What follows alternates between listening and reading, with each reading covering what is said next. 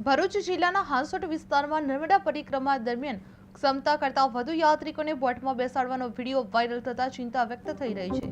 વિડીયોમાં જોવા મળે છે કે બોટમાં પરિક્રમવાસીઓએ ખીચોખીચ ભરવામાં આવી રહ્યા છે, જેના કારણે નદીના મધ્ય પ્રવાહમાં કોઈ અનિચ્છનીય ઘટના સર્જાય તેવી ભીતિ ઊભી થઈ રહી છે।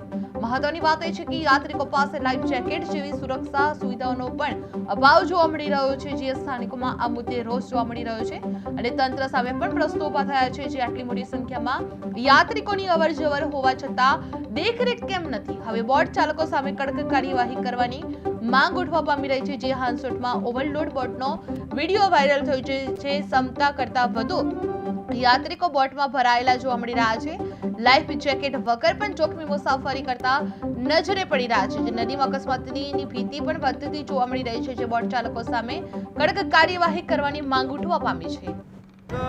નર્મદા પરિક્રમા જે છે એમાં વ્યક્તિ દીઠ ₹500 લે છે, પણ બોટની કોઈ સગવડ નથી કે બોટમાં એટલા બધા વ્યક્તિ બેસાડે છે કે ખરેખર કોઈ સેફટી નથી, કોઈની સલામતી નથી અને અંડસંડ લોકોને બેસાડી દે છે।